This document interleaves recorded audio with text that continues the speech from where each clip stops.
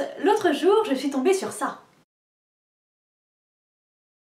Et j'ai cliqué. Ne me jugez pas. Allez, au revoir.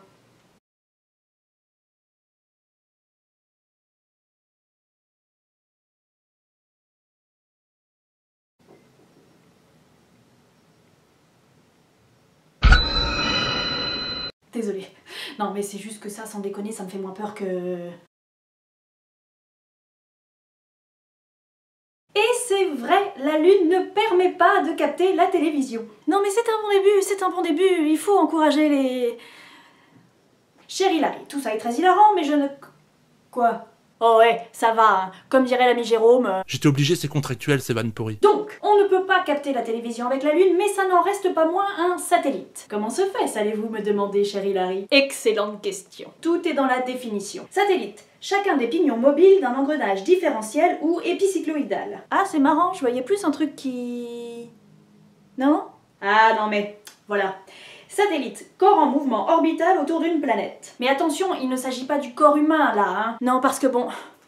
Sinon on va pas s'en sortir, hein. On parle d'objets au sens large. Et toute la subtilité se trouve d'ailleurs là. Il y a deux sortes d'objets, de corps, qui peuvent tourner autour d'une planète. Les satellites naturels et les satellites artificiels. Les satellites naturels sont par définition produits par la nature. C'est-à-dire que globalement, l'être humain n'y est pour rien. Hein. Votre ami Tressia a donc raison, cher Hilary, la Lune tourne autour de la Terre, c'est donc un satellite naturel. Et les satellites artificiels, ce sont ceux qu'on fabrique bien au chaud sur Terre et qu'on envoie ensuite en orbite. Et d'ailleurs, est-ce que vous savez quel est l'anagramme de orbite? Non. Boiter. Ça ne veut absolument rien dire dans ce contexte, mais ça n'en reste pas moins rigoureusement exact.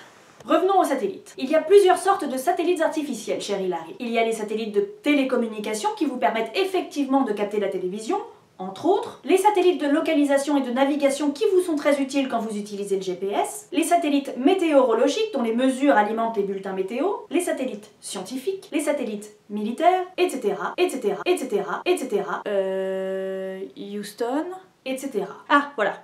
Bien. Sachez aussi, cher Hilary, qu'il n'est pas interdit de mettre un satellite artificiel en orbite autour d'un satellite naturel. D'ailleurs, on l'a souvent fait. Autour de la Lune, par exemple. L'inverse, en revanche, est encore assez interdit par les lois de la physique, oui. Et puisqu'on parle des satellites naturels, il n'est pas non plus interdit d'en avoir plusieurs. Bon, la Terre n'en a qu'un, en l'occurrence, c'est la Lune. Mais Mars en a deux, par exemple. Phobos et Deimos. Et Jupiter, 67. Oh, t'imagines s'il y avait eu des océans là-bas, le bordel avec les marées? Je récapitule. Cher Hilary, la Lune est bien un satellite, mais un satellite naturel. Ce qui vous permet de capter la télévision, c'est un satellite artificiel. La Terre n'a qu'un seul satellite naturel, mais des tas de satellites artificiels. A l'inverse, Saturne, par exemple, a des tas de satellites naturels, mais un seul satellite artificiel. Qu'on a fabriqué nous-mêmes et qu'on lui a envoyé, hein, bien sûr. Et sachez aussi que le mot Lune, sans majuscule, est un synonyme de satellite naturel. Parce qu'avec une majuscule, évidemment, c'est le nôtre, enfin la nôtre, enfin le... Tous les satellites naturels sont des lunes et toutes les lunes sont des satellites naturels. J'espère que c'est plus clair pour vous, cher Hilary, et pour finir, je vous propose un petit jeu. Prenons l'expression satellite naturel, mélangeons les lettres et voyons ce que ça donne. Oui, c'est ce qu'on appelle une anagramme, comme tout à l'heure avec orbite et boiter, vous vous souvenez? C'est amusant et souvent très instructif. Nul, la télé attire. Ah ouais, c'est pas très gentil ça quand même. En même temps, Dis, pardon. La lune et le trait. Oui. C'est joli, oui. Et là, la lune triste. Ça non plus, ça ne veut rien dire, mais je trouve que dans le contexte, il est important de le souligner. Voilà, vous pouvez fermer internet et ouvrir un livre sans oublier de rester le nez en l'air, à ne rien faire. À la prochaine!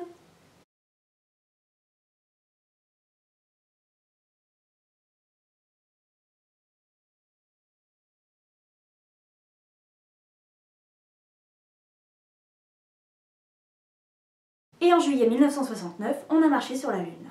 Comment? Tu voudrais que je t'explique quoi? Les ch'tis.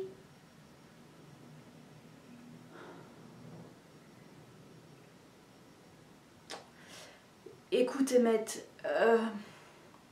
je sais que tu voudrais tout comprendre de notre civilisation, mais je crois qu'il y a des choses qu'il vaut mieux ne jamais découvrir.